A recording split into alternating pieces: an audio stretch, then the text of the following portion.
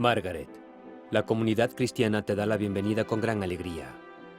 En su nombre, te reclamo para Cristo nuestro Salvador mediante el signo de su cruz. Ahora marco el signo de la cruz en tu frente e invito a tus padres y a tus padrinos a hacer lo mismo. ¿Están listos para ayudar a los padres de este infante en su deber como padres cristianos? Lo estamos.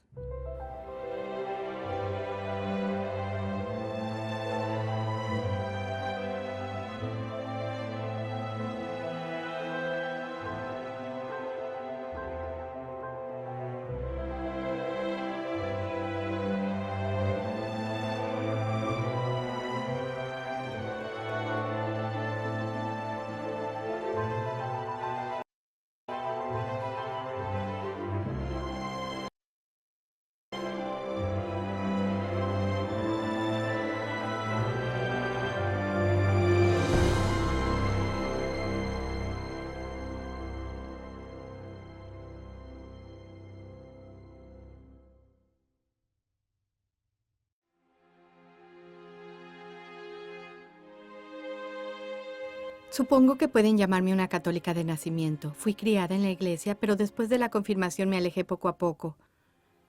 En especial en la universidad había muchas distracciones. Pero me reconecté cuando Dave y yo nos casamos. Y ahora que tenemos un bebé, realmente queremos bautizarlo. A decir verdad, no sé por qué, pero sé que debemos hacerlo. Es algo de familia.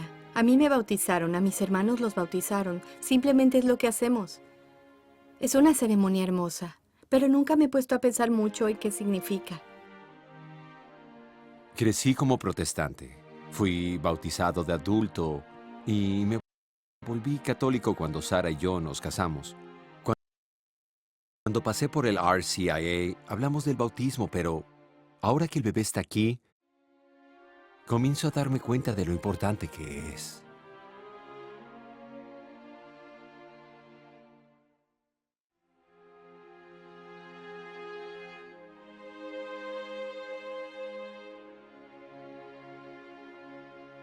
No entiendo estas parejas.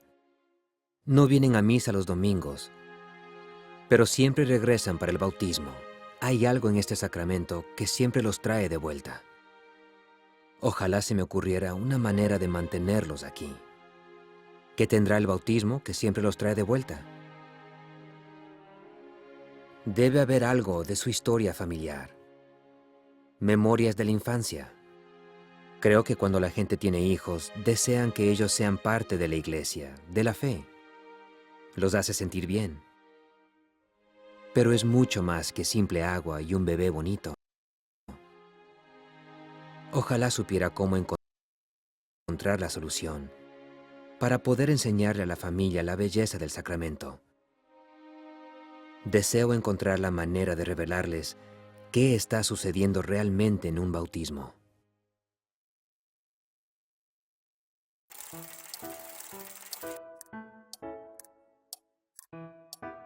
Creo que sería mucho más hermoso si estuviéramos en un río o en la playa. ¿Es así como bautizaban en la Biblia? Porque de no ser así, no lo haré.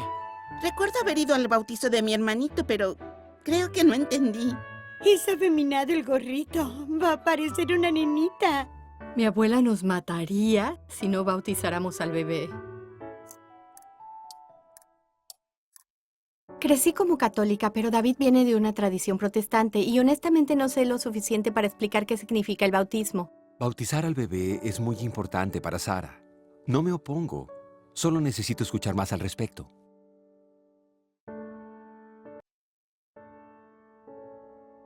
¿Cómo explicas del bautismo? La gente lo ve como un hermoso símbolo. De cierta manera lo conocen, pero en realidad no entienden qué significa. Ven esa belleza, pero es como si se perdieran de algo. El bautismo no es solo importante, es esencial. Si la gente pudiera comprender esto, si tan solo entendieran, toda su fe cambiaría.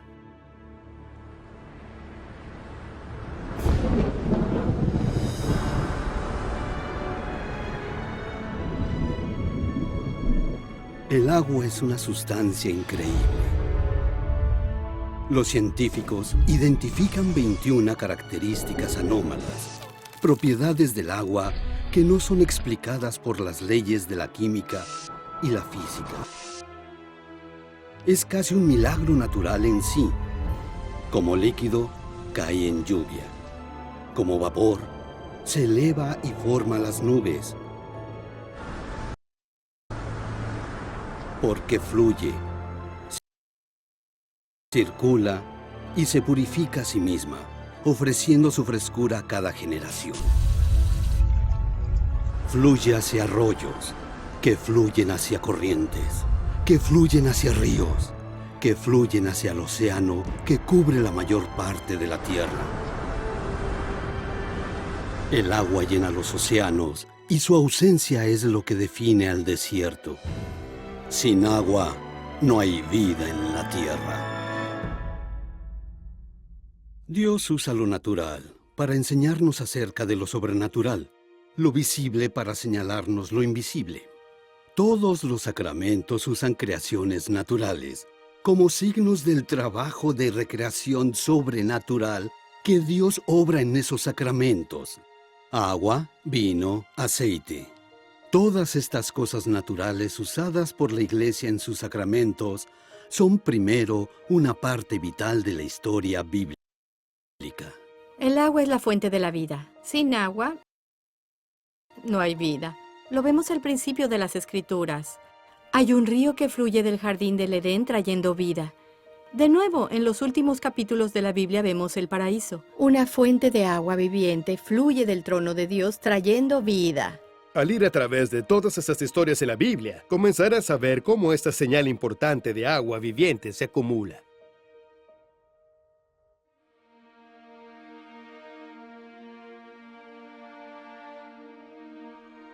Hay un patrón del uso del agua en las Escrituras, y si rastreamos este patrón, entonces podemos entender el bautismo. Así que lo que quiero hacer es adentrarme en las Escrituras, y eso quiero hacerlo comenzando desde el principio.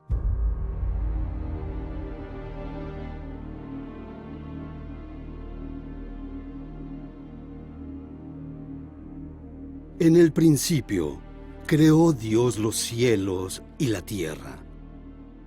La tierra era caos y confusión y oscuridad por encima del abismo. Y un viento de Dios aleteaba por encima de las aguas.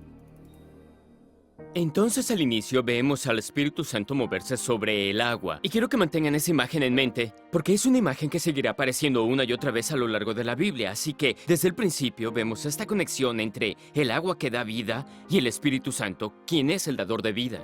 Pero recuerden, el Espíritu de Dios está flotando sobre las aguas y entonces hay una separación entre la tierra y el agua. Y esta tierra es donde ahora podrá existir y crecer la vida. Tal vez la mayoría recuerde la historia de Adán y Eva, aun si es de su infancia.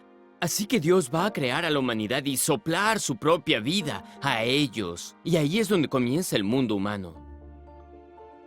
Una y otra vez durante su creación del mundo, Dios contempla su trabajo y se nos dice que Él vio que era bueno. Tan solo hay una cosa que no resulta bien. Adán está solo. Dios ve la soledad de Adán y dice, eso no es bueno. Así que crea a la primera mujer para ser la compañera de su vida. Adán y Eva están juntos en el paraíso, el jardín del Edén. Y pues ahí están Adán y Eva, ¿cierto? Viven en una comunión perfecta, viven en comunión con Dios, consigo mismos, con la gente que los rodea, con la naturaleza, y Dios les da acceso a todo, a casi todo. Hay una cosa, hay un árbol en el centro del jardín que Dios les dijo que no toquen. Ellos no tienen acceso a eso, y si comen de ese fruto, entonces morirán. Y hay tanto a su alrededor para maravillarse y disfrutar, toda la creación es para ellos, pero por alguna razón están junto a este árbol. Y entonces llega la serpiente, ¿cierto? Y las Escrituras nos dicen que la serpiente es sutil, es astuta y desafía a Eva sobre lo que Dios dijo en realidad. Él dice, no morirás. En realidad dice justo lo opuesto. Si comes de la fruta, tus ojos se abrirán y conocerás el bien y el mal y serán como dioses. Ahí está Eva y tiene que tomar esta decisión. Tiene la fruta en su mano y ella puede decidir pensando, ¿acaso Dios está reservando algo de mí? ¿Está reservando algo que yo debería tener? Y ella debe tomar una decisión. Así que la toma, la muerde y se la da a su esposo, quien está ahí junto a ella. La tentación de Adán y Eva no es simplemente sobre si la fruta es buena o no para comer, sino sobre si debería confiar en Dios. Y eso es con lo que están batallando. Deseo enfatizar el trabajo de Adán. Se le encargó proteger a Eva. Si el idioma usado para describir a la serpiente fue algo amenazante, había una amenaza real. Adán no estaba haciendo su trabajo. Así que Adán y Eva comen del fruto y sus ojos se abren, pero no es exactamente lo que esperaban. No es lo que la serpiente prometió, no son dioses, y peor que eso, su humanidad ha sido dañada de una manera que Dios jamás pretendió. Se dan cuenta de que están desnudos y se avergüenzan. Y creo que hacen lo que muchos de nosotros haríamos en esas circunstancias. Ellos corren y se esconden. Uno de los escritores de Salmos dice, ¿a dónde huiré de tu presencia? Si subo al cielo, allí estás tú. Si metiendo en el abismo estás presente. Así que Dios busca a Adán y a Eva tal y como nos busca a todos nosotros. Y tan solo me imagino su sufrimiento, que sus hijos, aquellos que él amó, han roto sus mandamientos, han hecho precisamente lo que les pidió no hacer. Ellos le han traído la muerte a la humanidad. Se han distanciado de él, quien es su creador, el Dios santo e inmortal. San Pablo dice que estábamos muertos en nuestras transgresiones y pecados. En el momento en que Adán y Eva probaron la fruta, murieron espiritualmente. ¿Pero qué significa eso? Esto significa que al ser creados por Dios, Adán y Eva fueron llenados de vida sobrenatural en unión con Él. Pero cuando pecaron, perdieron ese don de unión con Dios. Es más o menos así. Si tengo aquí un vaso lleno de agua y luego vacío el vaso ya no tiene agua. Eso es lo que sucedió con Adán y Eva. Fueron creados con vida física, vida biológica, pero Dios tenía la intención de que tuvieran una gran vida sobrenatural, pero cuando pecaron, la perdieron. Ese es el efecto de lo que llamamos el pecado original. Y es trágico no solo para Adán y Eva, sino también es trágico para nosotros. Ya que ese gran don de vida sobrenatural, Dios quería que lo tuviéramos todos nosotros.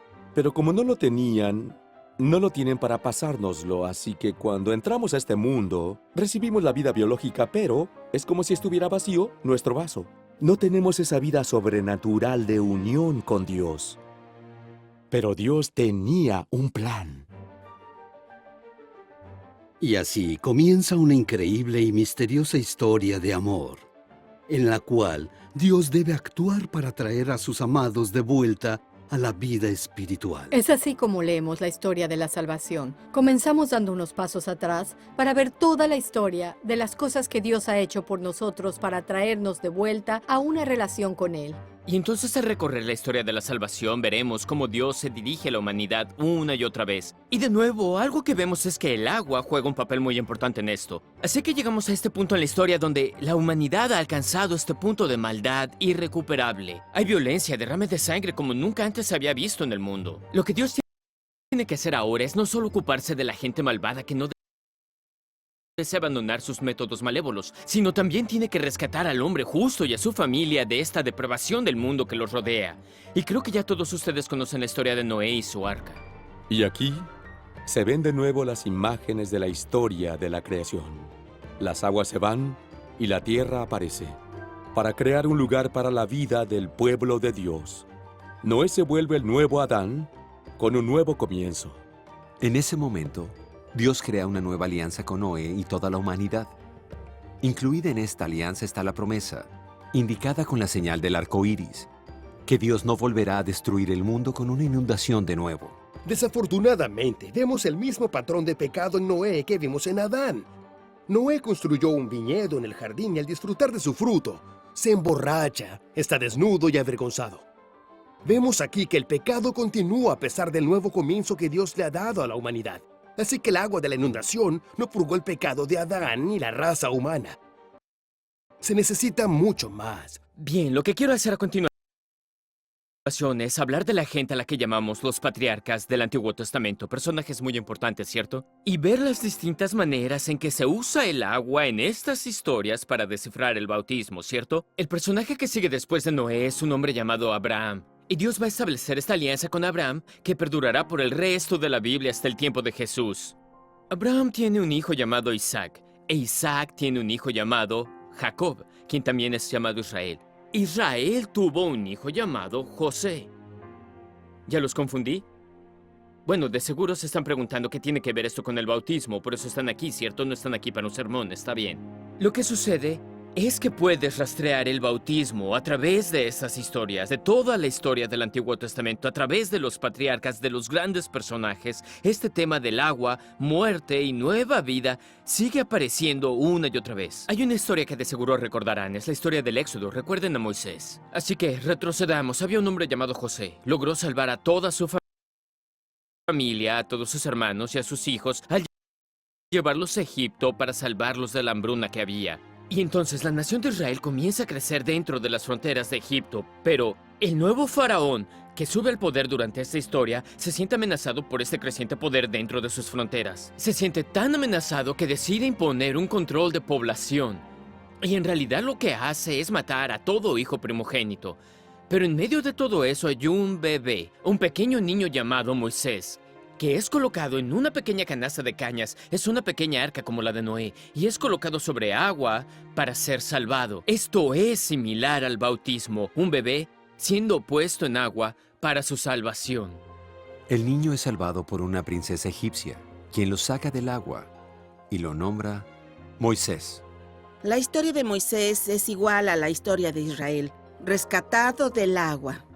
Pero primero, Moisés debe sacar a su gente de Egipto. El faraón no lo permite, desea mantenerlos esclavizados. Entonces Dios, a través de Moisés, envía plagas a los egipcios en el mismo río donde Moisés debió haber muerto de niño. Entonces Dios le da a Moisés una señal muy profunda y profética. Le dice que golpee el Nilo con su bastón y el agua se convierte en sangre. ¿Por qué sangre? Primero representa la sangre de niños inocentes masacrados por Egipto. Pero también representa la fuerza de Dios y su poder sobre los dioses de Egipto, porque durante ese tiempo el Nilo era adorado como un dios por la gente egipcia. Entonces, al golpear el Nilo y hacerlo sangrar, Dios estaba enseñando a los israelitas y a los egipcios su gran poder. Matando sus dioses falsos, por así decirlo, Él demuestra que únicamente Él es el verdadero Dios. Pero el faraón aún se rehúsa a liberar a los israelitas. Bien, las plagas eran malas, pero la última plaga iba a ser la que lo convencería. Es la que los israelitas conocerían para siempre como la Pascua. Así es como sucede. Dios manda al ángel de la muerte, lo cual suena bastante ominoso, y lo manda a recorrer la tierra para matar a todos los niños primogénitos egipcios, lo cual es un pensamiento terrible porque si lo piensan, esto es exactamente lo que el faraón le hizo a los israelitas cuando Moisés nació. Solo que ahora, Dios va a crear una manera de perdonar a aquellos que tienen la marca de la sangre de un cordero en sus puertas. Así que vemos a los judíos marcar el poste de las puertas y dinteles con sangre. Piénsalo. Sangre en el poste. Eso es una declaración desafiante, es una señal de reto. Pero lo que es fascinante es que esto prefigura algo que todos tal vez ya conocemos bien. Una señal que Dios nos pide que hagamos para marcar que somos diferentes. Izquierda, derecha, arriba, abajo. ¿Te es familiar? En sangre tenemos la señal de la cruz. Entonces el faraón por fin cede, y Moisés por fin puede guiar a los hijos de Israel fuera del territorio de Egipto. Pero sucede algo, al llegar al Mar Rojo, se sienten horrorizados al descubrir que el faraón ha cambiado de opinión, y va justo detrás de ellos y viene con un ejército dispuesto a vengarse. Recuerda la historia. Moisés ora, y las aguas se dividen, y la tierra se seca ante ellos. Toda la nación camina en tierra seca, entre aquellas murallas de agua, y ven el Espíritu de Dios en una columna de nube y fuego, con el que veremos que habrá una conexión en el rito. La columna de nube y fuego los lleva al otro lado y hacia la libertad. El faraón y su ejército los persiguen, pero se hunden en el lodo y las aguas se desatan sobre ellos. Israel es salvado a través de las aguas del Mar Rojo. La Biblia y nuestro catecismo católico nos dicen que este cruce es un tipo de bautismo. La palabra tipo es una palabra usada por los teólogos para describir a una persona, lugar o cosa en el Antiguo Testamento que es una especie de prefiguración, una profecía que se cumple en Cristo en el Nuevo Testamento. Así que el catecismo nos dice, la verdadera liberación de Israel de la esclavitud de Egipto es el que anuncia la liberación obrada por el bautismo. Después de escapar del mar, Dios guía a los israelitas a través del desierto hacia el monte Sinaí, donde se revela ante ellos con truenos y relámpagos.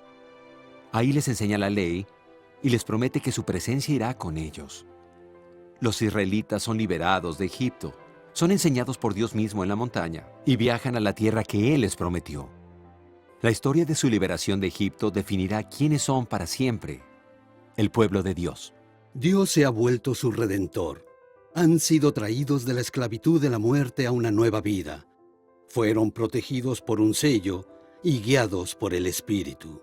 Estamos marcados, estamos sellados, hemos sido apartados. Tal y como el signo en el poste, ponemos esta señal sobre nosotros y nuestras familias para apartarlos. Dios nos dio todas estas imágenes y eventos en la historia de Israel para decirnos algo sobre nuestros propios bautizos, ya sea Noé y su arca, o Moisés en la canasta, o Israel cruzando el Mar Rojo, o el sacrificio del Cordero Pascual. Todas estas historias involucran una cierta muerte y una nueva vida, es dejar atrás algo y entrar a algo nuevo.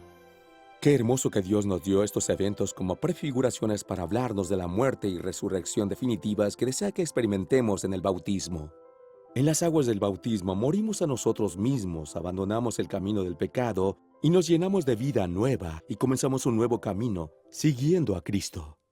Ahora quiero adelantar varios siglos, hasta el tiempo en que la nación de Israel al fin moraba en lo que era llamada la Tierra Prometida. Una de las cosas que hemos comenzado a ver es que Israel es realmente una nación con todo tipo de altibajos, con Dios, obedeciéndolo, desobedeciéndolo, adorando a otros dioses, atacando a otras naciones, alianzas políticas, lo que nombren, toda clase de cosas, así que son conquistados y de nuevo son esclavizados por otra nación extranjera como fue con Egipto. Han sido alejados de la Tierra Prometida.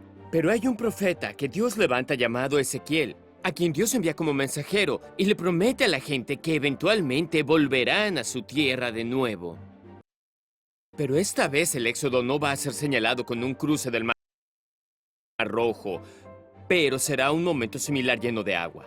Escucha lo que Dios dice a través del profeta Ezequiel.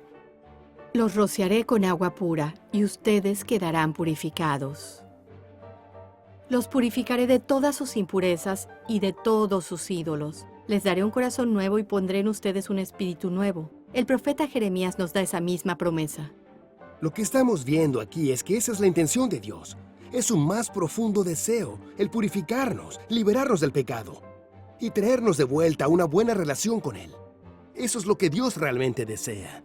He aquí el detalle. A pesar de que Israel ya había medio abandonado a Dios, Dios no los abandonó a ellos. Y eso es lo que descubrimos cuando la historia continúa. Y adivinen qué, el agua juega un papel importante.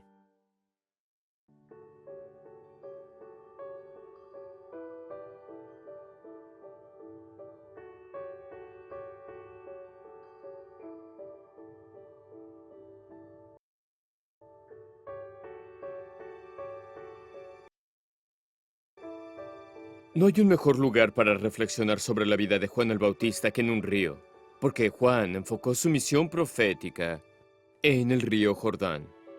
La única cosa más rara que el ropaje de Juan fue el lugar desde el que se dirigió a Israel. ¿Por qué les pediría Juan a los israelitas que dejaran las ciudades, incluyendo la ciudad santa de Jerusalén, y que bajaran al desierto hacia las aguas lodosas del río Jordán?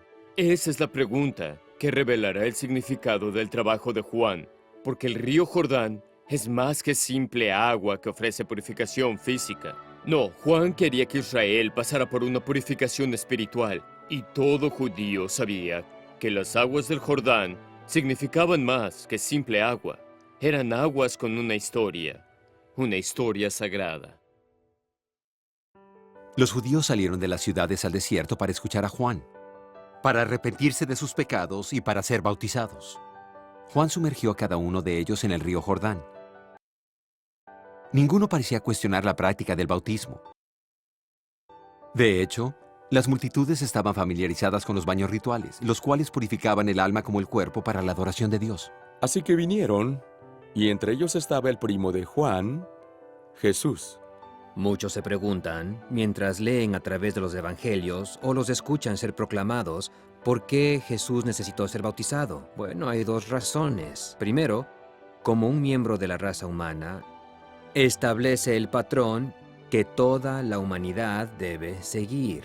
Aquellos que son bautizados en su muerte y resurrección. Segundo, y de manera muy hermosa, y oramos esto en las misas celebrando a Juan el Bautista, hay una línea que ora el sacerdote durante el prefacio. Para hacer santas las aguas fluyentes, él, Juan el Bautista, bautizó al mismísimo autor del bautismo. Así que no es Jesús quien fue purificado del pecado, sino las aguas mismas las que fueron purificadas. Y claro, el agua ha pasado a nosotros a través de la historia y su poder, su inocencia, su gracia está presente en cualquier lugar cuando un niño es bautizado en el nombre del Padre, del Hijo y del Espíritu Santo. Muchas personas desconocen que la primera pintura de Leonardo da Vinci fue de Juan el Bautista bautizando a Jesús en el río Jordán. Era un discípulo joven de Andrea del Verrocchio, probablemente el artista más grande de entonces. Juntos hicieron esta pintura y Andrea dejó su pincel después de ver a su joven discípulo Leonardo completar la pintura de Juan el Bautista. Andrea dijo que jamás volvería a pintar porque su joven discípulo lo había superado y opacado mucho. Y al mirar la pintura, verás a un Jesús en el centro, robusto, sano y vigoroso. Y verás a Juan el Bautista parado junto a él, quien se ve como pura carne y huesos por sus ayunos y ascetismo. Ves a un Juan que se ve demacrado y débil. Ese contraste físico en el retrato significa la fuerza que Jesús desea dar y la debilidad en la que se encuentra Israel espiritualmente. Ahora en el río Jordán, Dios actúa de nuevo. Jesús, quien es el Dios que creó el agua, reunió a la familia de Noé en el arca, dirigió a Moisés y a Josué para guiar a su gente a través del agua, ahora santifica, hace sagradas las aguas del bautismo, haciendo que esa agua sea capaz de lograr una nueva creación, reuniéndonos en una nueva arca, haciendo posible un nuevo éxodo y una nueva entrada a la tierra prometida. Todo esto es anunciado por las palabras de Juan. He ahí el Cordero de Dios. Al pararse Juan en el agua junto a Jesús, sostiene un estandarte, un palo, y en ese estandarte puedes leer en latín las palabras Agnus Dei, que significa Cordero de Dios. Un título clave que Juan el Bautista le da a Jesús en el momento de su bautismo.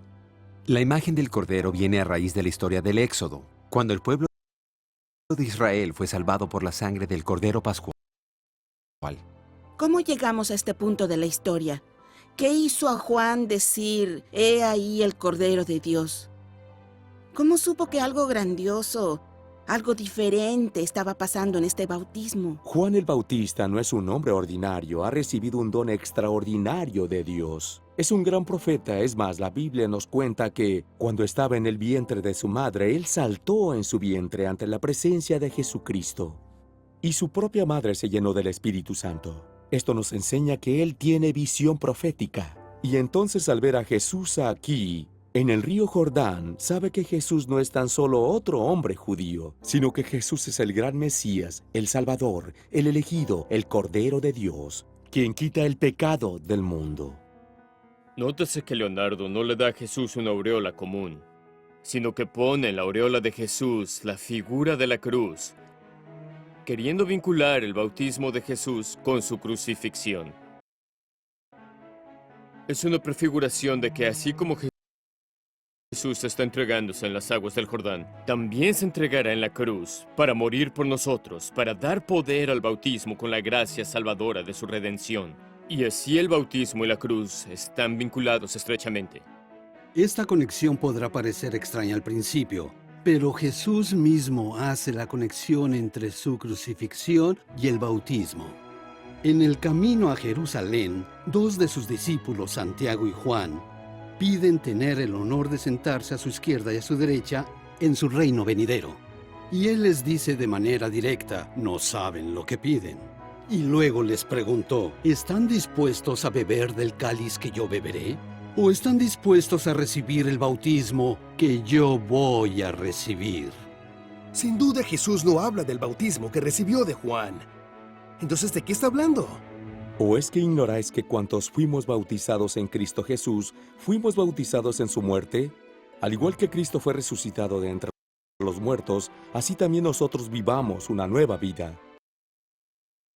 Aquí San Pablo está enseñando algo muy hermoso sobre el sacramento del bautismo.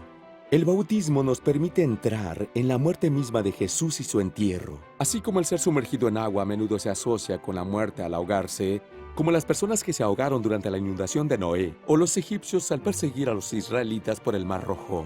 Asimismo, ser sumergido en las aguas bautismales significa y realiza un ritual muriendo en Jesucristo. Participamos en la muerte de Jesús en la cruz. Y de la misma manera, cuando salimos de las aguas del bautismo, significa que Jesús está saliendo de su tumba en la nueva vida de la resurrección. Bien. Debemos preguntarnos, ¿cuántas maneras diferentes tiene Dios de enseñarnos? ¿Qué se necesitará para que entendamos? Fuimos llamados a morir en el pecado y levantarnos a una nueva vida con la gracia de Cristo. De eso es de lo que se trata la vida cristiana. Y el bautismo es el principio de todo.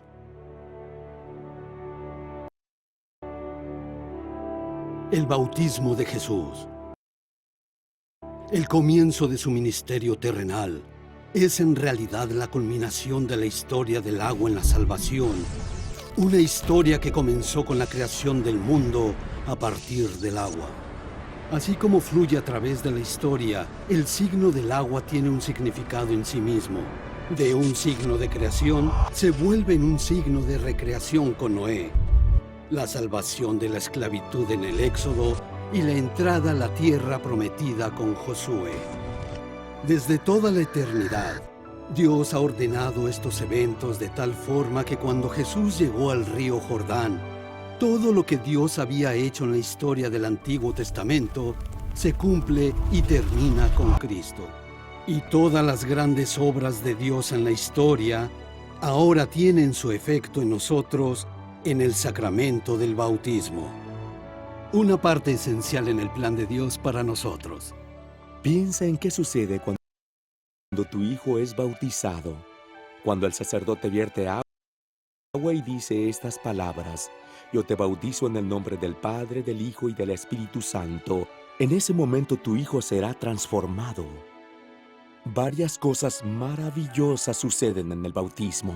Primero, cuando alguien es bautizado, es liberado de cualquier pecado personal que haya cometido. Segundo, se llena del Espíritu Santo. E imagina lo que eso significa. En el bautismo tu hijo va a ser llenado con la vida de Dios. Él o ella se volverá un hijo o hija de Dios ahora. Y tercero, tu hijo será incorporado a la iglesia. Y lo que eso significa es que tu hijo tendrá una familia mucho más grande, se unirá a la familia sobrenatural de Dios y tendrá por hermanos y hermanas a todos los cristianos que han sido bautizados, los de aquí en la tierra, unidos a todos los santos en el cielo.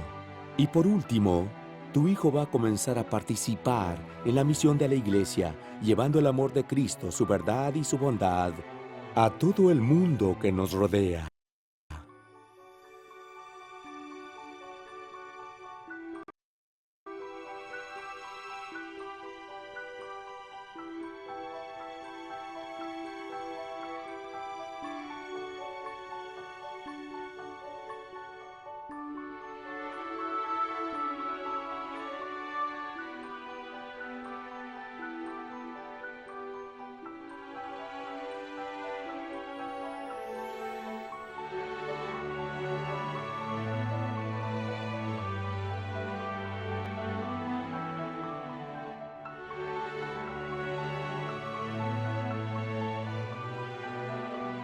Debemos recordar, este rito, este sacramento, como todos los sacramentos, es una acción visible con un poder invisible. Si pensamos en las palabras y acciones de los sacramentos únicamente como maneras singulares de recordar eventos del pasado, no estamos entendiendo lo importante. El bautismo tiene efectos enormes para nosotros, porque las acciones sacramentales son palabras y acciones de poder divino, tal y como fueron los grandes eventos de la historia de la salvación. Y de hecho, lo que Dios logró en esos eventos, lo logra de nuevo en lo que llamamos los efectos o gracias del bautismo. El agua que fluye en nosotros en el bautismo logra las mismas cosas en nosotros que logró en la historia del Antiguo Testamento. Nos convierte en nuevas creaciones en Cristo. Nos levanta sobre el poder destructivo del pecado en la nueva arca que llamamos Iglesia. Nos da la salvación de la esclavitud del pecado, como en el Éxodo, y nos da entrada a la tierra prometida, es decir, el cielo.